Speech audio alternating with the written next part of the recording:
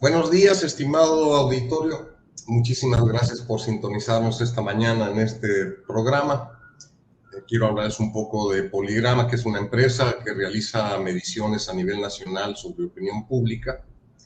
En esta empresa, que ha recibido reconocimientos internacionales, participan como socios algunos amigos nuestros, como Héctor Zuno, Patricio Morelos y Gibran Vázquez. Dos de ellos, Patricio y Gibran, nos acompañan hoy en este programa, donde pretendemos escuchar sus puntos de vista sobre los próximos comicios electorales y las preferencias de los votantes. Pato, Gibran, bienvenidos al programa. Hola Ángel. Regularmente, ¿Qué tal, Ángel? Pato, Gibran, gracias por acompañarnos. Regularmente cada 3 años o 6, cuando hay elecciones presidenciales, medimos las preferencias electorales de candidatos, de hombres y mujeres que se postulan para cargos de elección popular. Es decir, le preguntamos a los ciudadanos, a la gente en edad de votar, qué candidato o qué partido político son sus preferidos, pero muy poco volteamos a ver las características del ciudadano que vota. Según yo, de acuerdo a los pasados resultados electorales, de cada 10 personas en edad de votar en México, 4 se abstienen de votar, a veces 5. Es decir, la mitad de los votantes a veces no acude a ejercer su derecho y obligación de elegir a los gobernadores, alcaldes, senadores, diputados locales y federales, y ahora hasta el presidente. De los que sí acuden a las urnas, se dividen en diferentes opciones, de tal suerte que si bien nos va, 3 de cada 10 son los que definen los resultados, o menos, como ya ocurrió una vez en el caso de Vicente Fox, que llegó a la presidencia de la República, según recuerdo, con el apoyo de apenas el 17% de la población electoral. Pato, Gibran, de acuerdo a la definición de la democracia, y México presume de ser un país democrático, deberían ser las mayorías, en teoría, las que ganaran las elecciones. Pero según estos datos que están de acuerdo conmigo, en la práctica son las minorías las que eligen el destino de la política en el país. ¿Qué me pueden decir al auditorio sobre este particular? Patricio, Gibran. Ese es un dato bastante interesante, Ángel. Gracias primero por la invitación, porque quizás una de las frases que más repetimos en política es que la gente está desinteresada, que la gente es apática, que la gente odia la política, que la gente piensa que los políticos son corruptos, pero cuando llegan y se acercan los procesos electorales, los organismos electorales, los medios y los mismos políticos, pareciera que prejuzgan al ciudadano cuando no se interesa. No sé si ustedes estén de acuerdo, ¿no? Se generan campañas de comunicación y dicen es que todos debemos ir a votar para resolver el rumbo del país o decidir el rumbo del país, porque si más adelante nos quedan mal los políticos, no nos podemos quejar dado que fuimos unos irresponsables. Yo creo que sí hay un reto muy importante al día de hoy de incentivar la participación política, de incentivar la participación electoral, y creo que en gran medida es haciendo entender al ciudadano lo que implica decidir el voto. Hay algunos datos, por ejemplo, Tamaulipas 2019, Quintana Roo 2019, donde solo hubo elecciones al diputado local, fueron elecciones únicas. Y si no me fallan los datos, votó más o menos entre el 25 y el 30% de la gente. Entonces yo hacía la reflexión con mis alumnos en clase de decirles, miren, vamos a suponer que el diputado local del Distrito 1 ganó con el 30% de los votos, pero el 30% del 30% que fue a votar, es decir, prácticamente nadie decidió quiénes fueron sus representantes en el Congreso local. Digo, fíjense lo interesante. Meses, años después, se les cuestionaba de por qué aprobaban las cuentas públicas del gobernador. Se les cuestionaba por qué a la salida de sus exgobernadores no se les investigaba, no se revisaba todo su trabajo. Y yo repetía, ¿se acuerdan ese día que ese diputado lo votó el 30% del 30%? Pues es él quien va a tomar las decisiones. Creo que sí, hoy en México hay una minoría que decide, hay una minoría que es la que participa. tenemos que incentivar la participación política, pero nunca desde mi perspectiva regañando al ciudadano, nunca haciéndolo culpable de lo bueno y de lo malo que pasa en este país. Sí, sí, pues bueno, digo, sumando un poquito a lo que comenta Pato, realmente creo que caemos en un error al tratar de educar al ciudadano desde la perspectiva de si no votas, no te quejes. Es como si fuera la única herramienta, el voto, para poder expresarte, para poder manifestar si estás de acuerdo o estás en contra con las decisiones o con la forma en la que se desarrolla una democracia en México, en algunos de los estados o en algún municipio. En efecto, o sea, podríamos decir, oye, si no vota el 50+1 del listado nominal, no es la mayoría la que está decidiendo. Y si de ese 50+1 que vota, el que gana no gana por el 60-70% de los votos, realmente está representando a una minoría que son los que votaron por él. Nos fijamos mucho en eso porque obviamente es un tema en el que quisiéramos que hubiera mayor participación en la democracia, en las elecciones, pero realmente la democracia de un país no se rige por si votas o no votas, la democracia se rige por si existen o no existen instituciones que cuidan la parte electoral y la parte de la gobernabilidad de un lugar, si existe o no existe una ciudadanía crítica que está a favor o en contra y que se manifiesta a través del voto, a través de protestas públicas, a través incluso de las redes sociales, que podríamos hablar un poquito de lo que representan las redes sociales ahorita y también a quienes representan y el tipo de presión que ejercen para poder no hacer algún tipo de cambio. La verdad, digo, trayendo un poquito datos de manera general, hay naciones o hay países que sí tienen un nivel de participación política alta. Realmente la mayoría de los países en el mundo, sin tener el dato exacto, sus niveles de participación no son tan distantes de lo que tenemos actualmente en México. Habría que hacer un diagnóstico lugar por lugar, como bien dice Patricio, porque sí dentro del país hay regiones como Quintana Roo que históricamente tienen niveles de votación muy bajos, pero habría que ver si eso responde a un desencanto de la política o a simplemente que son poblaciones migrantes que tienen poco tiempo ahí y que realmente no tienen un sentido de, oye, ¿sabes qué? Estos representantes me van a representar a mí, estas personas, estos políticos me van a representar a mí. Entonces creo que, ahora, mando un poquito más de conclusión, sí habría que partir, habría que analizar a fondo a qué nos referimos con el tema de mayorías y minorías, desde la parte electoral o desde la parte de la democracia, y qué tanto esto abona, o sea, el hecho de que participe más gente o menos gente, abona a lo que sería esos 3 o 6 años que van a estar gobernando, porque realmente son 3 o 6 meses lo que dura una elección, es un día lo que dura una votación, pero son 6 años o 3 años los que van a estar esos gobernantes. ¿La democracia se ejerce solamente el día que votas o se ejerce todos los días que está una persona al frente de algún cargo público? Sí, por eso uno de los temas relevantes no es nada más si tenemos derecho a elegir, sino también a quitarlo, ¿no? O sea, que en las leyes ya existe esa posibilidad, pero en la práctica se dificulta. Pero sí, siguiendo con el mismo enfoque de la pregunta anterior sobre las características, no de los candidatos, sino de las personas que votan, en algunos casos podemos identificar como un patrón de conducta de ciertos grupos de la población. Por ejemplo, es claro que la gente del norte de México, o la del Bajío, o la del centro, o la del sur del país, tienen en su mente algunas consideraciones muy diferentes entre ellos y entre nosotros mismos a la hora de votar, ¿no? Aunque todos somos mexicanos.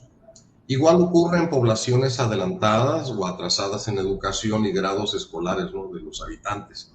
Lo mismo en grupos que tienen mejores o peores ingresos, o que están bajo el asedio de los criminales y la violencia, o que viven en territorios pacíficos, o que están a gusto o no con el partido que actualmente los gobierna, porque también hay, ¿no?, un grupo de población que está muy conforme con los gobernantes. Patricio Gibran, el entorno, la situación económica, política, social que viven en el momento los ciudadanos, ¿influye a la hora de que la gente emite su voto? ¿O acuden a votar influenciados por las campañas electorales, por las promesas de los candidatos, porque los candidatos son atractivos y les llena el ojo, o por los mensajes seductores e impactantes a través de los medios tradicionales o a través, como dices, Gibran, de las redes sociales hoy tan en boga y moda, ¿no? ¿Qué nos pueden decir sobre este punto? Mira, hay, Ángel, una frase que yo no me canso de repetir en clases, conferencias, incluso con nuestros mismos clientes, y es que nunca podemos confundir la realidad personal con la realidad colectiva. Y me explico un poquito. Muchas veces cuando uno hace análisis político, lo interpreta a partir de su realidad personal. Y por ejemplo, si en México yo soy obradorista, digo, es que no puedo creer por qué todos los demás son antiobradoristas o al contrario. Si yo no estoy a favor del gobierno en turno, digo, pero ¿por qué los demás sí? Y decimos, pero si en mi Facebook, si en mi Twitter, si en mi WhatsApp, todos estamos a favor o todos estamos en contra, ¿cómo es que las encuestas muchas veces nos dicen lo contrario? A la hora de analizar el voto del ciudadano, por supuesto que tenemos que entender cuál es la realidad que vive la gente. No es lo mismo vivir en el sur del país que vivir en el norte del país, no es lo mismo estar a favor o en contra del Tren Maya si vivimos en Yucatán o si vivimos en Nuevo León, no es lo mismo criticar los programas sociales del gobierno en turno si yo los recibo, si mi abuela los recibe, si mis vecinos los reciben, así yo no los recibo, no es lo mismo. Y sin duda, cuando arranca un proceso electoral, ¿qué dicen los políticos en sus cuartos de guerra o en sus equipos de campaña? Pues tenemos que entender cuáles son nuestros targets, cuáles son nuestros mercados, a qué votantes vamos a ir a intentar convencer, entendiendo que no podemos convencer a todos los grupos ciudadanos. Y a partir de la realidad personal de cada grupo social, es ahí donde ahora sí, en campañas políticas, pues entendemos qué propuestas pueden funcionar y cuáles no pueden funcionar, qué tipo de video, qué tipo de contenido, incluso, Ángel, en qué redes sociales voy a focalizar mis esfuerzos. Hay algunos que dicen, estemos todo el tiempo en TikTok. Pues quizás si estás en San Pedro, en Nuevo León, pero yo te aseguro que en la Sierra de Oaxaca no hacen campañas de TikTok, ¿no? Entonces creo que es una suma de todos los factores, entendiendo qué quiero lograr, a quiénes quiero convencer y en qué momento preciso, pues para entender qué tipo de votante es el más conveniente, ¿no? O el más probable a que vea en mí una alternativa que pueda cambiar su realidad. Gibran. Sí, pues mira, habría que ver en efecto, creo que coincido con Pato en todo influye, o sea, todo lo que tú mencionaste, Ángel, influye. Habría que ver qué influye más y creo que mucho depende del tipo de contexto. Si tratamos de hacer ver que todas las campañas políticas tienen el mismo molde, o sea, que es como una historia en la que el inicio es con un partido político azul versus otro rojo, y el intermedio es la parte del candidato que se destaca y al final es el elector votando con todos estos factores, podría ser así, pero realmente si algo nos ha demostrado la política o las elecciones en este país es que dependen mucho del tipo de contexto en el que se llevan a cabo. Por ejemplo, en el tema de... analizando un poquito al votante, oye, decíamos anteriormente, es que la gente vota por los partidos. Históricamente, a lo mejor en todo el siglo XX fue un tema en el que, no, pues ¿sabes qué? La gente vota por el PRI, porque es el único partido. Y después en el tema de 2000, no, pues bueno, vamos a votar por el PAN porque es el cambio. Y luego ahora con el tema de Morena, bueno, o sea, la cuarta transformación y López Obrador. Anteriormente había mucho esa noción de cómo era el electorado, de cómo se percibía y se autopercibía del tema de yo voto por el partido independientemente de quién. Recientemente, o en años recientes, toma mucha fuerza la parte de, ok, el partido está bien, mi familia ha sido priista o morenista o panista toda la vida, pero yo me fijo más en el candidato, yo me fijo más en las propuestas. Cuando nosotros hacemos muchos estudios cualitativos, esa es la respuesta más general, ¿no? No, sí, o sea, yo ya no me fijo en los partidos, me fijo en el candidato. Y realmente, o sea, sí influye, claro que sí influye, pero también les decimos, oye, pero si va con este partido, bueno, no, ahí sí ya no voto por él, o sea, porque entonces sí influye en la parte de el partido y el candidato. Y si a eso lo sumamos de el entorno, de oye, esta figura política representa la continuidad de lo que está hasta ahorita. ¿Tú estás de acuerdo en que haya continuidad o quieres un cambio? No, pues ¿sabes qué? Sí quiero un cambio, pero los otros no me lo están dando, entonces sí me voy a quedar con él. Entonces creo que hay muchos factores que influyen en la decisión de un votante, o sea, en la decisión de si voto o no voto por ti. Si me dices, oye, ¿qué pesa más? Habría que ver del tipo de elección. También recientemente decimos y le damos un papel muy importante a las redes sociales porque es donde más ruido hay. Pero realmente, y va un poquito con esta parte de no confundir la realidad personal con la colectiva, las redes sociales son un nicho, o sea, eso es un tipo de población, es un segmento, pero no es el 100%. O sea, el que tú estés fuerte en una red social no significa que vas a ganar la elección, porque tienes que llevar a esa gente que está en el aire a votar el día de la elección. Y ahí entra mucho la parte de quién tiene una estructura política muy fuerte, quién tiene representantes de partido en cada una de las secciones electorales. Entonces, creo que lo bonito para quienes nos gusta la política, a pesar de que es algo que conlleva muchos negativos en la población general, es el tema de que todo influye, todo suma o todo resta, cuando estás en una candidatura. Habrá que ver, entrando un poquito en materia, habrá que ver qué pesa más para la elección del 2024 que se viene en algunos meses más. Fíjate, Ángel, si me permites, hay una historia que me gustaría platicar, que ahorita escuchando a Gibran me acordé. A veces nos planteamos, ¿no? La gente vota por partidos, la gente vota por proyectos o la gente vota por personas.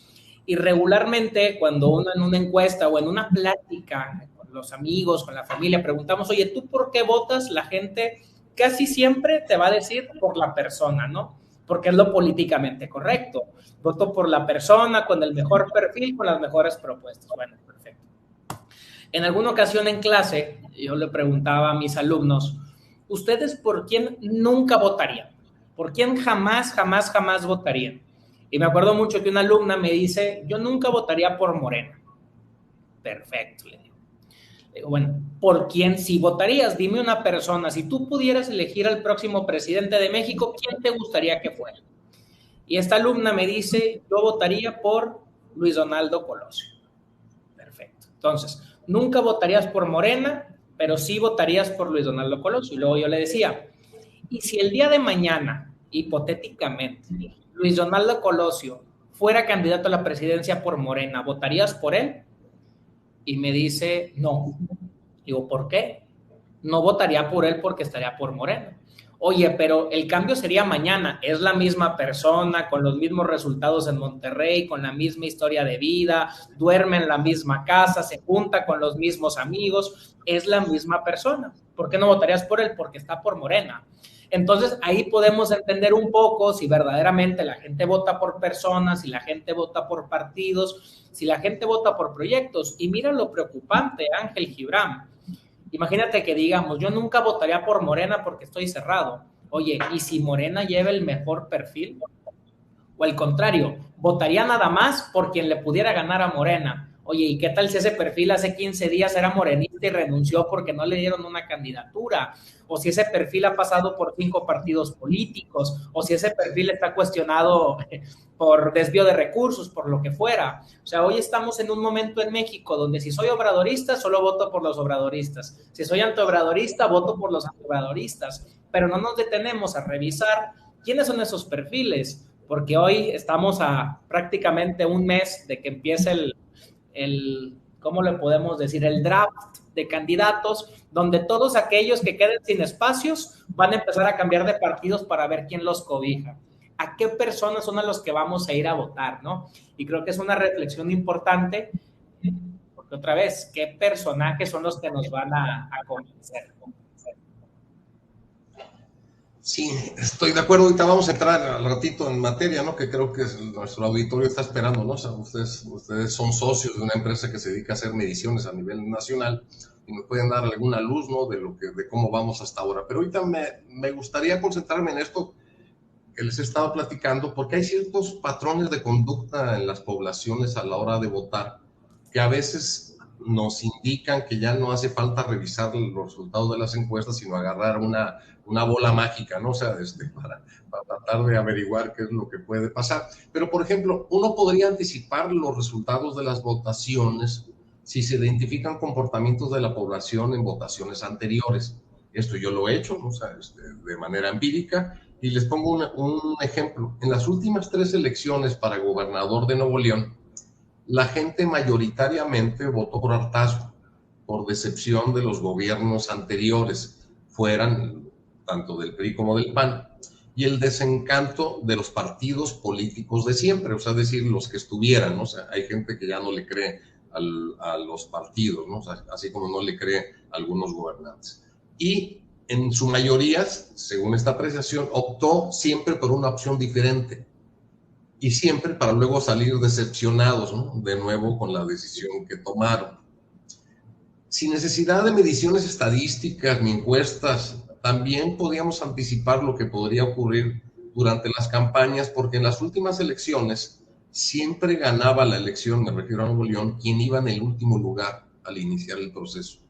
O sea, si revisan, ¿no? Ustedes, o sea, quién iba, ¿no? En las encuestas en último lugar, y ese ganaba. Siempre el que iba en primer lugar se iba al último, ¿sí? Y siempre alguno de los participantes declinaba en favor de otro. O sea, de esta manera, ¿sí? O sea, si no estoy hablando de estadística pura, ¿no? Uno pudiera decir, ¿no? Porque se repite constantemente, pues que los electores de Nuevo León son desencantados, decepcionados por quien eligen, etcétera, y que siempre optarán, ¿sí? En último minuto, porque son campañas cortas de 3 meses, ¿sí? Que quien va arriba lo pueden quitar de ahí, o sea, en 3 meses, y quien va en último lugar lo pueden subir al primero, ¿no? Casi siempre este cambio en las preferencias electorales, según yo, son por golpes recibidos de los oponentes, es decir, guerra sucia, ¿no? Que se diseñan desde los búnkers, de los cuartos de guerra, ¿verdad? Para imponer guerra sucia. Patricio Gibran, en 2024 no hay elecciones para gobernador de Nuevo León, nomás por eso quiero aclarar, ¿no? Aunque parece que sí tendríamos un gobernador diferente al que elegimos, ¿no? Si acaso el que tenemos actualmente se va como candidato a la presidencia de la República. Bueno, pues eso es comentario aparte. Pero en el resto de las elecciones que hay en el país, pudiéramos encontrar un patrón de conducta que nos pudiera anticipar, aparte de las encuestas, cómo se podría comportar el electorado, más ahora que se perfila la oportunidad inédita de que los mexicanos podamos escoger entre 2 mujeres rumbo a la presidencia y quizá un joven atrevido, disruptor, que utiliza un lenguaje digital a través de las redes sociales todos los días, o sea, casi su mañanera, y que pudiera atraer el voto joven e indeciso, ¿no? ¿Qué opinan? ¿Podemos, aparte de las encuestas, anticipar algunos de los resultados? Mira, yo creo que hay que distinguir entre cada estado, ¿no? Ahorita planteabas el caso de Nuevo León, donde ha gobernado el PRI, ha gobernado el PAN, ha gobernado el Independiente, ha gobernado MC, pero a la vez Morena es una marca que tiene poderío en el estado como marca, es decir, Nuevo León es un estado bastante atípico, pero pudiéramos ir a otros, por ejemplo Coahuila, donde el comportamiento nos diría hay un sólido priismo donde nunca en la historia ha habido alternancia. Pero pudiéramos ir al sur del país donde diríamos no hay forma de que le ganen a Morena en Chiapas, por ejemplo. O sea, yo creo que cada estado en sus procesos locales tiene una naturaleza propia. Ahora bien, ¿qué sí podemos anticipar desde el proceso nacional, desde la renovación de la presidencia de la República? Desde mi perspectiva, y volveré a lo mismo y espero no ser muy repetitivo, a una polarización entre el voto fiel obradorista y una polarización entre un sector desencantado del obradorismo que dice voy a votar al que le pueda ganar a Morena. Ahora bien, esta polarización está planteada desde ambos bandos, ¿no? Desde un obradorismo que dice todo lo que está aquí está bien y todo lo de enfrente está mal, y un opositor que dice todo lo que está en el obradorismo está mal y todo lo que está planteado desde acá está bien. ¿Cuáles son los riesgos, Ángel? Que al final las elecciones son matemáticas. ¿Quién gana? El que tenga un voto más que el otro. Y las matemáticas hoy nos dicen que en esta lucha de polarizaciones hay más obradoristas que antiobradoristas. Sea la encuesta que sea, Andrés Manuel tiene una aprobación de entre el 58 y el 70%. Creo que es un poco de lo que se ha visto en el ambiente. Y una oposición que llegará dividida entre la alianza PRI-PAN-PRD y la fórmula de Movimiento Ciudadano. Y aún voy más allá. Al interior del PRI-PAN-PRD hay un panista que no está contento con los priistas y un priista que no está contento con los panistas. Cuando entendemos este factor o esta realidad, es donde podemos ir anticipando un poco de cómo se perfilan las cosas. va a ser muy complicado, a como se ven las tendencias en la actualidad, que la oposición logre acercarse, al menos con la película actual, como están los factores al día de hoy, al tema de Morena, ¿no? Hay que considerar otros factores, Ángel, por ejemplo, además de la aprobación de López Obrador, que la 4T gobierna 23 de 32 estados, son 21 más Morelos con el PES y San Luis con el Partido Verde, 23 de 32, más de 2/3 partes del país, que gobiernan la gran mayoría de los congresos locales. Y al opositor, cuando yo le planteo esto, no le gustan los datos. El tema es, si le quieres ganar a Morena, tienes que tenerlo muy claro. Tienes que tenerlo claro, porque de ahí partes. Y ahora sí, de aquí para adelante, ¿cómo hacer para convencer a ese desencantado de Morena de votar por una alternativa? Y voy más allá. Aún y aunque los convenzas a todos, no basta para ganar. Tienes que ir a convencer a una parte del electorado obradorista de que lo que se está haciendo está mal y cambiarlos de bando, ¿no? Creo que es un poco el juego de las elecciones y desde mi perspectiva, ese es el panorama que se vive en este momento. Muy bien. Gibran. Sí, bueno, digo, son varias cosas las que hay que abordar. En efecto, oye, ¿puedes predecir una elección que va a pasar en el próximo año con base en la historia, o sea, en el histórico electoral? Sí puedes anticipar cómo se pudiera comportar el elector, sí, pero tanto así como predecirla, creo que no, y menos en el entorno actual. A lo mejor sí volteamos al siglo XX, donde sabías que el PRI iba a ganar la elección, porque no había otro candidato enfrente, y dos, porque cuando había candidatos realmente eran figuras emblemáticas que nada más estaban en el papel, pero sabías que el PRI iba a ganar una elección. Ahí a lo mejor hasta ni siquiera valía la pena voltear a ver el histórico, porque sabías que el PRI iba a ganar, porque no había de otra. Al día de hoy, creo que conforme avanza, pues digamos, conforme avanzan los años, conforme avanza la democracia, o conforme avanza lo que se quiera, cada vez estamos expuestos más a electorados muy cambiantes, electores muy cambiantes, o sea, realmente, que te pueden decir, yo simpatizo con Morena, pero he votado por el PRI, pero ahorita me gusta alguien del PAN, que en efecto, la polarización te diría, no voy a votar por ese panista, pero realmente sí llegan a pesar las figuras individuales, los candidatos y las candidatas, que pudieran hacer que algún elector te diga, ok, pues sí simpatizo por acá, pero sabes que sí me convenció. Eso sí sucede. O sea, ¿en qué medida? Pues bueno, va a depender del tipo de elección y del tipo de región también, porque no es lo mismo una elección, en efecto, en Chiapas, donde históricamente hay una fuerza de parte de un partido político, a una elección en Nuevo León, donde el electorado sí tiende a cambiar mucho la opinión, o tiende a cambiar mucho el apoyo que le da a una figura o a otra.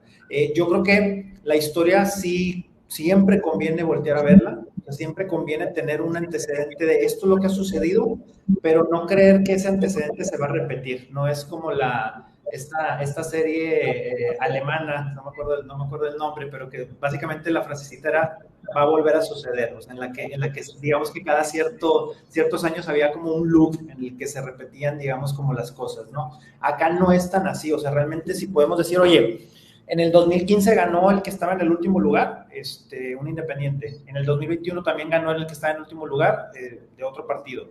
En el 2027 va a ganar el que esté en el último lugar, porque la gente tiende a apoyar todo lo que no sea el PRI y el PAN. La verdad es que no es tan así, o sea, realmente creo que en el caso muy particular de Nuevo León, lo que pasó es que hubo dos candidaturas que supieron comunicarle a la gente y encauzar ese hartazgo que había sobre la clase política tradicional.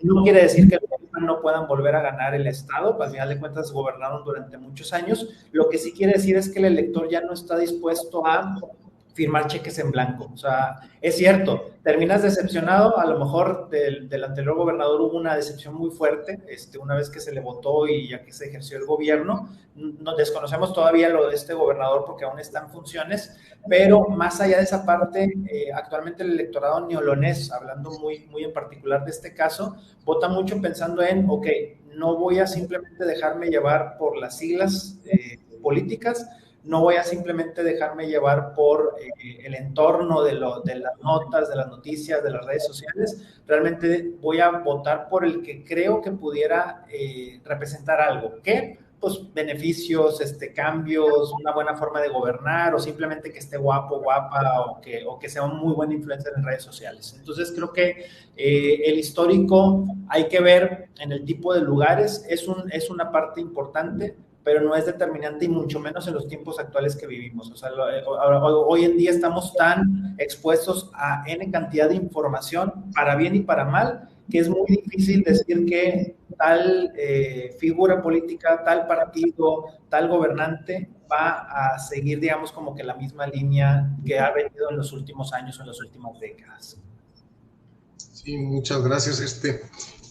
En una visita de Dante Delgado, ¿no? O sea, para cuando él mismo se mencionó como posible aspirante, ¿no?, a la presidencia de la República, pero mencionó a otros dos, a Luis Donaldo Colosio, que es alcalde de Monterrey, y a Samuel García, ¿no?, que es el gobernador de Nuevo León, como figuras preeminentes. Él dijo que no eran los tiempos, o sea, porque también este es un asunto, quizá por la cuestión de la ley electoral, pues no deberíamos estar platicando ahorita de lo que estamos hablando, ¿no?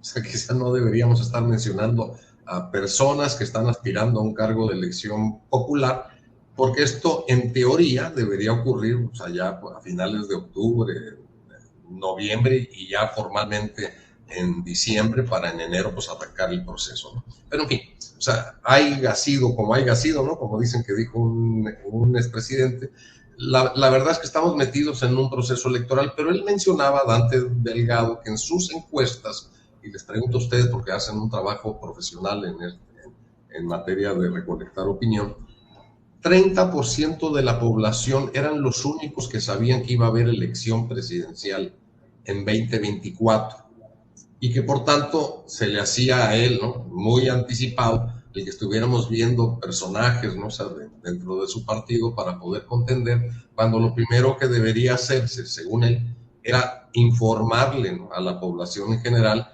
que va a haber elecciones. Ahorita me platican sobre este punto, o sea, qué tan cierto es, o qué tipo de encuestas o datos, que ya ven que ahora la frase popular es "yo tengo otros datos", ¿no? Entonces a lo mejor él tiene algunos diferentes, pero es tan cierto esto que la gente no está ni siquiera en conocimiento de que va a haber elecciones presidenciales el próximo año. Y la segunda parte de la pregunta tiene que ver en que mucha gente dice que hace escasos 3 meses nadie ponía en conocimiento a las figuras de Xóchitl Gálvez o de Beatriz Paredes. O sea, que ahorita probablemente sean las dos personas mujeres que estén compitiendo para quedarse con la final de la oposición, ¿no? O sea, en base a su proceso de encuestas y de proceso interno. Lo cual también me lleva a otro aspecto que ya lo comenté. Si acaso ustedes han contemplado si la gente está dispuesta a votar por mujeres, ¿no?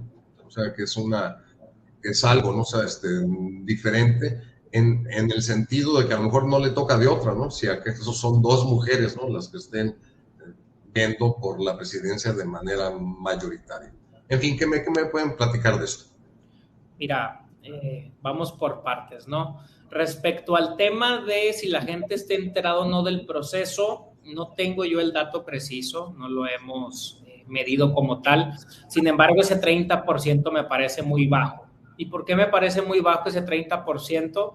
Porque creo que hoy como nunca se han adelantado las campañas. Yo creo que es imposible que nadie esté enterado de las elecciones cuando las ciudades están repletas de anuncios panorámicos, cuando hay anuncios por redes sociales, cuando hay anuncios en vallas, en paredes, en todos lados hay ya publicidad sobre el tema del proceso electoral, ¿no? Creo que sí lo podemos anticipar dado encuestas que hemos hecho, donde la gente se expresa sí con Claudia o no con Claudia, sí con Marcelo o no con Marcelo, sí con Adán o no con Adán, e incluso sí con Xóchitl o con Beatriz. Hoy hay un bombardeo de información respecto a quién quiere la gente que sea su candidato, dado que las dos fuerzas políticas principales pues han abierto sus procesos a elecciones de encuestas o elecciones primarias. En el caso del Frente Amplio, Creo que hoy hablamos demasiado sobre este proceso del PRI-PAN-PRD, porque durante 5 años no se habló absolutamente nada sobre quién iba a ser su alternativa para intentar ganarle a Morena. Precisamente era algo que se externaba. ¿Hasta cuándo la alianza PRI-PAN-PRD va a definir quién va a ser ese perfil con el que van a intentar ir a competir? Y algo que yo he platicado mucho en esta semana es que en mes y medio que ha durado este proceso electoral del Frente Amplio por México, hemos vivido 3 momentos, Ángel. El primero, cuando nos lo presentaron y nos mostraron las reglas. ¿Y qué decía todo mundo? Son reglas hechas para que Santiago Krill sea el candidato, ¿no? Creo que ese era el acuerdo de lo que se platicaba. Después, un segundo momento, donde resurge Xóchitl Gálvez y hablamos del momentum de Xóchitl Gálvez. Fíjate, Xóchitl pasó en 10 días de aspirar sin ser la favorita a la candidatura a la Ciudad de México, porque desde entonces se decía que el candidato favorito iba a ser Santiago Taboada, a que todo mundo digamos Xóchitl Gálvez va a ser la candidata a la presidencia del Frente Amplio. Pero de repente hay un tercer momento donde nos dicen, es que Beatriz Paredes le puede ganar a Xóchitl Gálvez. Y el Frente Amplio nos muestra su encuesta, fue cuando eliminan a Enrique de la Madrid del proceso, donde nos dicen, Beatriz Paredes está a 3 puntos de Xóchitl Gálvez. Y llegamos a la actualidad, donde se hará una encuesta y donde será también una elección primaria, donde por un lado los panistas decían, registren a la mayor cantidad de gente para que los priistas no nos puedan ganar la elección, y los priistas diciendo, regístrense todos para ganarle la candidatura a Xóchitl Gálvez. ¿Qué creo yo? Y me adelantaría a decirlo, va a ser Xóchitl la candidata. Yo veo muy complicado que en la encuesta no se dé una ventaja amplia, ni tampoco creo que en la elección primaria logren las estructuras del PRI ganarle pues a este momentum que está viviendo Xóchitl Gálvez, ¿no? Y vamos a llegar al día 3 de septiembre con el nombre de Xóchitl. ¿Qué anticipo yo? Que sería muy riesgoso un sobreoptimismo donde se diga ya le ganamos a Morena. Creo que el Frente Amplio tiene que trabajar mucho, tiene que consolidar la candidatura de Xóchitl y tiene que además convencer al elector obradorista, pero el menos obradorista, el menos votudo, pues de que Xóchitl puede ser una buena alternativa, ¿no? Pero yo te diría, esa es la actualidad que estamos viviendo ahorita. Y en cuanto al tema de las mujeres, pues va a ser bastante interesante. ¿Por qué? Porque cuando hacemos encuestas, el 90% de la gente dice sí podría votar por una mujer. ¿Por qué? Porque es políticamente incorrecto decir lo contrario. Ahora bien, hay que entender un poquito más, como platicábamos al principio, el comportamiento del elector, pues para ver si fuera una lucha entre 2 mujeres, pues bueno, pero si hay un hombre por ahí, entender un poquito qué va a ser más importante, si el voto partido, si el voto proyecto, si el voto por género o una suma de todos esos factores. Pero siempre en estudios, cuando tú lo preguntas, la gente te dice sí podría votar por una mujer. Luego lo interesante es, bueno, porque hay estados donde nunca ha gobernado una mujer, aunque han habido muchas candidatas, porque hay municipios y por supuesto, porque en el país. Muy bien. Gibran. Sí, digo, sin ser repetitivo en efecto, o sea, sobre este proceso en particular no lo hemos medido, pero cuando hemos hecho mediciones en diferentes regiones, una parte importante de la gente sabe cuándo hay elecciones, no sabe la fecha. O sea, creo que a lo mejor ahí pudiera ser un poquito lo que se refería tal vez el dirigente nacional de Movimiento Ciudadano, al hecho de que solo el 30% sabe la fecha exacta.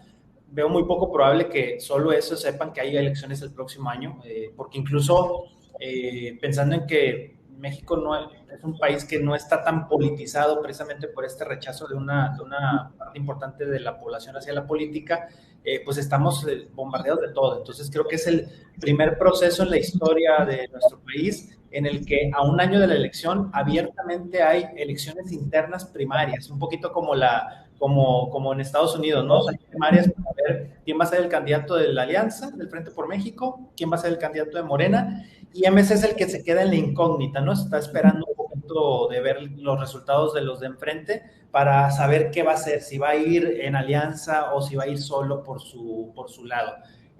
Ahora bien, hablando un poquito del proceso electoral de la alianza, creo que más allá de este fenómeno Xochitl, de si eso no es, o este fenómeno Beatriz, de si lo es o no lo es.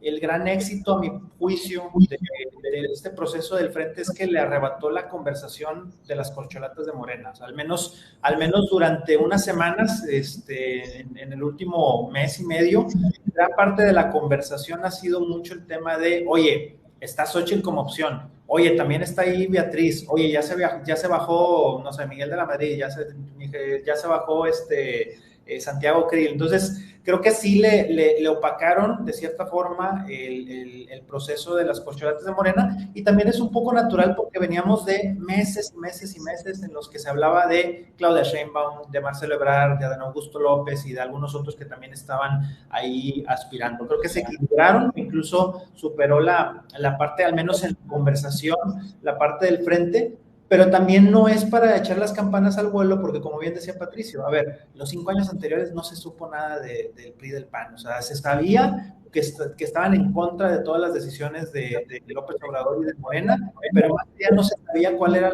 la plataforma o cuáles eran las alternativas o las opciones. Incluso al inicio, gran parte de las críticas eran, tan no tienen candidato o candidata que hay 10, 15 opciones que se apuntan, ¿no? O sea, hay 10 o 15 personas que estaban aspirando, se han ido filtrando, ahorita nada más quedan estas dos figuras, coincido en que va a ser solo, o sea, sería muy difícil que Beatriz pudiera, digamos, como ganarle este envión anímico, este apoyo, este impulso que ha tenido la senadora con licencia.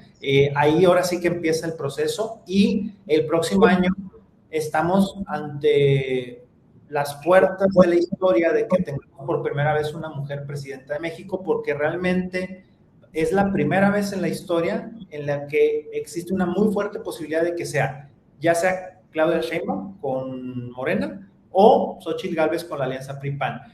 Habrá que ver de parte de quién va a ser el candidato de Movimiento Ciudadano y qué tanto puede esta figura, que muy probablemente vaya a ser hombre, no hay una mujer desde el lado de MC que resalte hoy día o que levante la mano.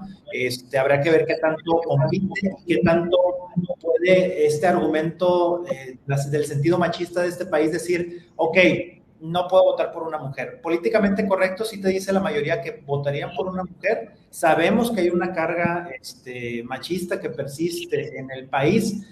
Creo yo que van a pesar más las cargas ideológicas políticas que la carga de género, al menos al día de hoy, pero habrá que ver cómo se desenvuelven las campañas. Hasta ahí vamos a poder anticipar o medir un poco más si realmente pesa o no pesa el tema del género, pero creo yo que va a pesar más el tema de la plataforma política, el partido político y la figura política que tanto tiene éxito o que tantas veces se equivoca, porque también va a influir el que tantas veces se equivoque Claudia, que tantas veces se equivoque Xochitl, que tantas veces se equivoque Samuel, Colosio, Dante, quien vaya a ser el candidato de MC. De acuerdo a sus mediciones, ¿Marcelo Ebrard tiene posibilidades en la competición de parte de Morena y sus aliados? Marcelo Ebrard, desde que arrancó esta carrera de las corcholatas, siempre ha sido competitivo. Sin embargo, nunca logró acercarse lo suficiente a Claudia Sheinbaum como para hoy hablar de que es una carrera altísimamente cerrada. Creo que hoy hay un acuerdo coincidente, es bastante coincidente, que en prácticamente todas las encuestas hay una ventaja de Claudia Sheinbaum, que sí es real, que por ejemplo en nuestra encuesta, en la última publicada, había una ventaja de como 8 puntos entre Claudia y Marcelo, pero hay otras encuestas que se habla de que hay 20 o 30 puntos de diferencia entre Claudia y Marcelo, ¿no? Creo que es ahí un poco donde hay diferencias, que es lo mismo que pasó con Delfina Gómez y Alejandra del Moral. De hecho, nosotros éramos de las pocas encuestadoras que decíamos va a ganar Delfina por 8 puntos, ganó por 8 puntos, pero si te acuerdas, gran parte de la conversación era porque hay empresas que dicen que las ventajas son de 2 dígitos y de hasta 25 y 30. Ahora bien, va a faltar analizar, se va Marcelo, se queda Marcelo, si se va, cómo esto pudiera cambiar el escenario político, pero yo creo y me anticiparía a decir Marcelo no se va, pero hay que esperar, no estamos a poco menos de 15 días de conocer el resultado.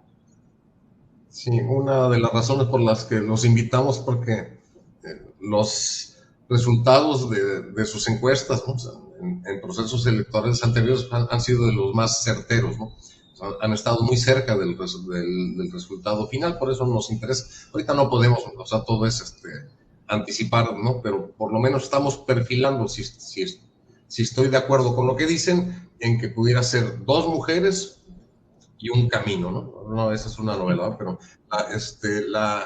que en este caso sería Claudia y Xochitl, ¿no? Y probablemente algún joven de parte de Movimientos Ciudadano, que por cierto sí mencionó Dante a una mujer, a Patricia Mercado, ¿no? O sea, como posibilidad de una presencia femenina, pero no lo ha vuelto a mencionar. O sea, yo creo que ella fue la primera que se sorprendió, ¿no? Cuando dijo esto, ¿no? Pero en fin, digamos, si hoy fueran las elecciones, pudiéramos señalar uno, ¿sí? O sea, para decirle a nuestro público, ¿no? Que le prometimos que le íbamos a dar anticipadamente de qué lado, según ustedes, mascaba la iguana electoral, ¿no? O sea, ahorita, si hoy fueran las elecciones, Morena llevaría ventaja. ¿Es correcto? Es correcto. Así es. Es correcto. Segundo, cabe la posibilidad muy formal de que haya 2 mujeres por primera vez en la historia compitiendo por la presidencia de la República. Sí, a reserva de días, como lo comentaba Pato, al menos la mayoría de las encuestas coinciden en que Claudia Sheinbaum está en primer lugar. Habrá que ver si se confirma en la encuesta esta tan mencionada de parte de Morena, pero a reserva de días es casi un hecho que va a haber 2 mujeres en la boleta, 2 de 3, porque no se ve que haya una cuarta candidatura. Digo, el otro día en la entrevista hacía este análisis y veíamos, oye, ¿pudiera haber algún candidato independiente? Sí, pero creo que no, al menos no se ve como en el horizonte. Entonces van a ser 3 las opciones políticas, que también por primera vez vamos a tener muy poquitas opciones, al menos en los últimos años. En los últimos procesos electorales, en el 2018 fueron 5 opciones, en el 2012 fueron 7, 8 las que estaban, y en el 2006 igual fueron varias las candidaturas. Entonces también va a haber pocas opciones, lo cual va a permitir un poquito analizar más cada propuesta, ¿no? Cada plataforma política. Ustedes han participado en diferentes mediciones, o sea, como empresa, pero también han participado como profesionales en procesos electorales. Y de ahí viene mi pregunta. ¿Ustedes piensan que se pudiera cambiar este escenario que tenemos hoy dependiendo de lo que ocurra, ¿no? Dentro de los asesores o expertos en materia de comunicación y de entorno político? Sí, yo creo que sí pudiera cambiar, pero tuviera que cambiar la narrativa. La narrativa nacional actual es Morena contra antimorena. Y mientras ello sea así, va a ser muy difícil cambiar las tendencias, dado que hay 2 grupos bastante polarizados. Tendría que cambiar la narrativa nacional a voto por personas. Y es ahí donde habría la oportunidad de que el ciudadano analice otras variables. Creo que Nuevo León es el mejor ejemplo. Si te acuerdas, Ángel Gibran, cuando inició la campaña, la gobernatura de Nuevo León era clara luz por Morena en el primer lugar, y todo aquel que no quisiera Morena iba a votar por el que estuviera en el segundo lugar, ¿no? Ya había una guerra de arranque entre Adrián de la Garza, Larrazábal y Samuel García por decir, yo soy el único que le puede ganar a Morena.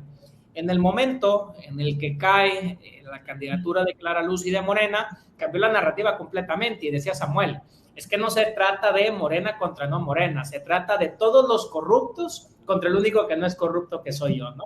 Y Samuel encapsulaba a todos en este concepto de la vieja política. Samuel logró cambiar la narrativa de Nuevo León.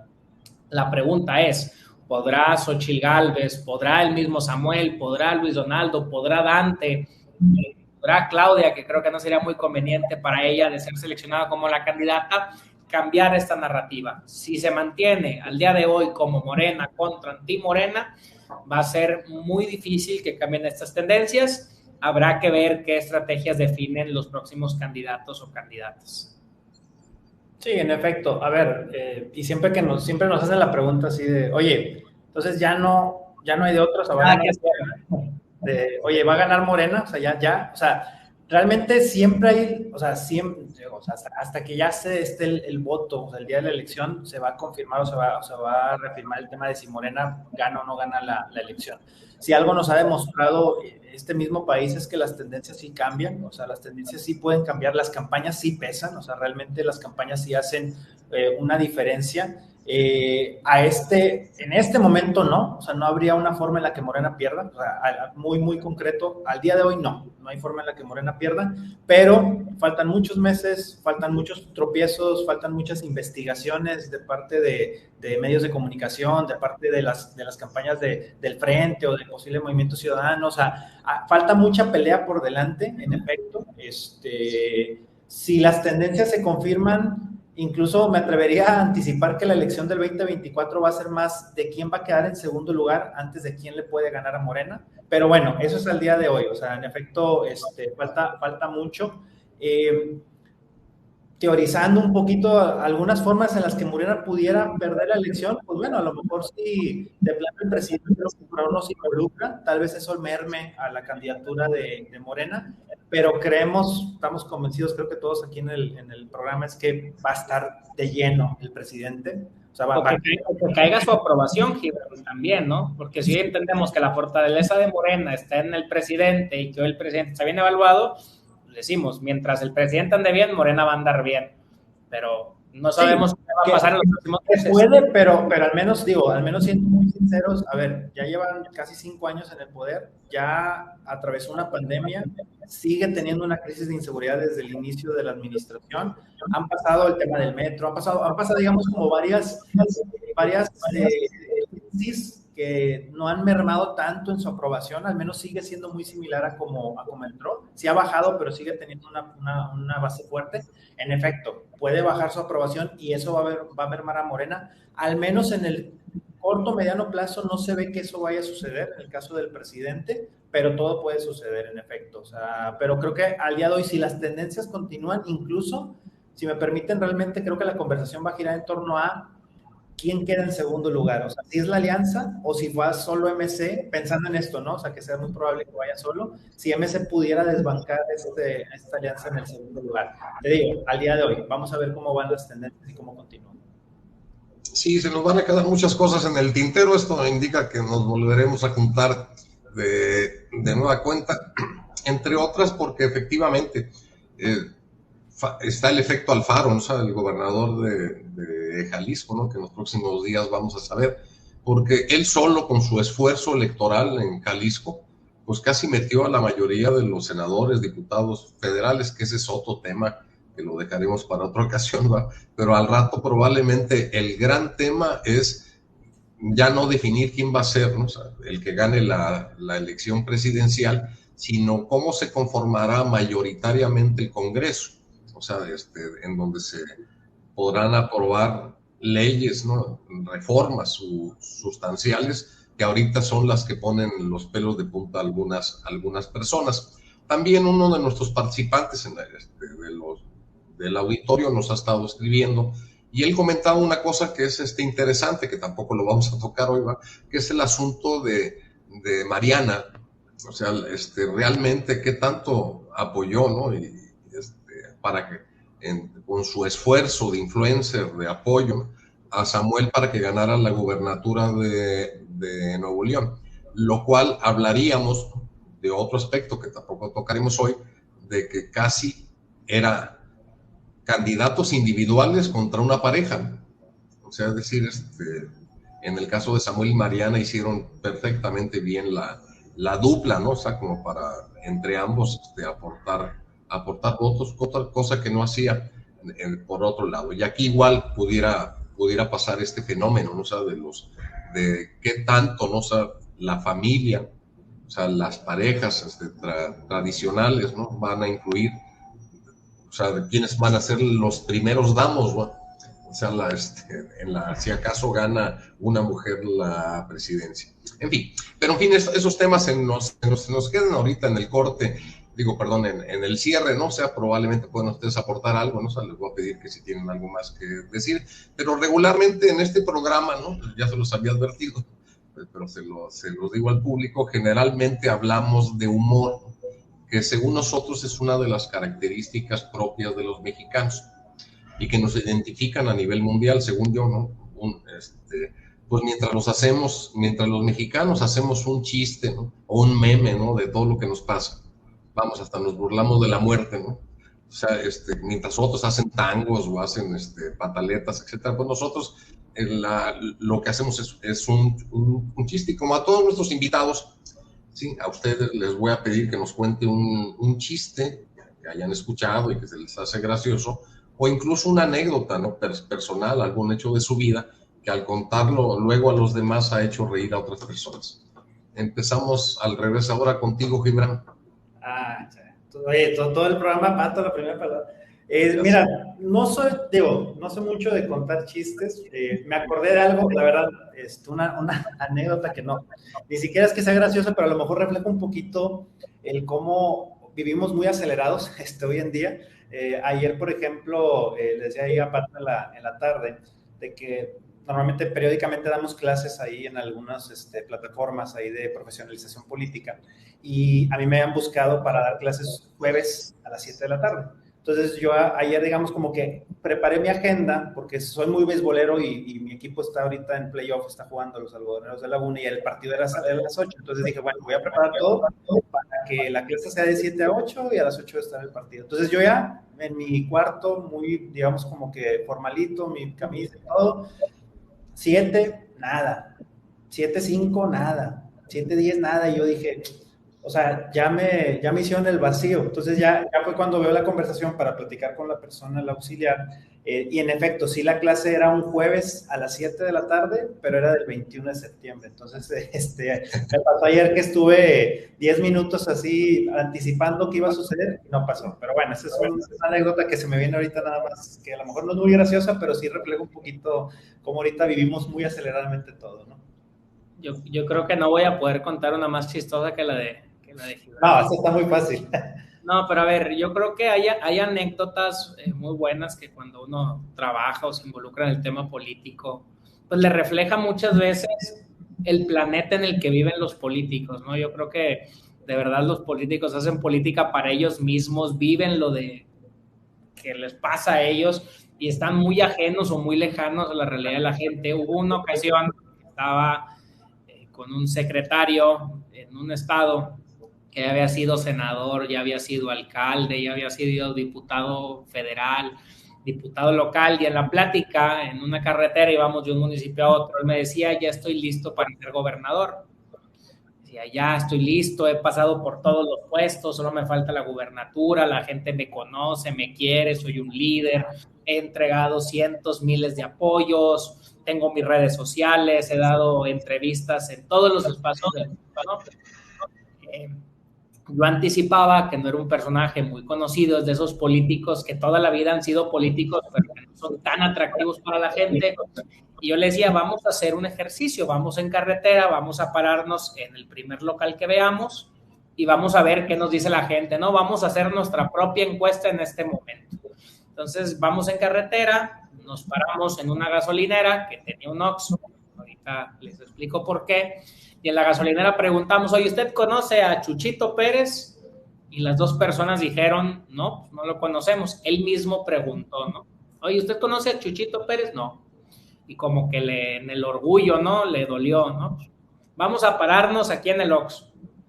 Entonces nos paramos en el Oxxo, estaba apostada la cena, nos bajamos, hacemos la fila, agarramos un par de botellas de agua y le pregunta él a la persona que cobraba, oye, ¿usted conoce a Chuchito Pérez?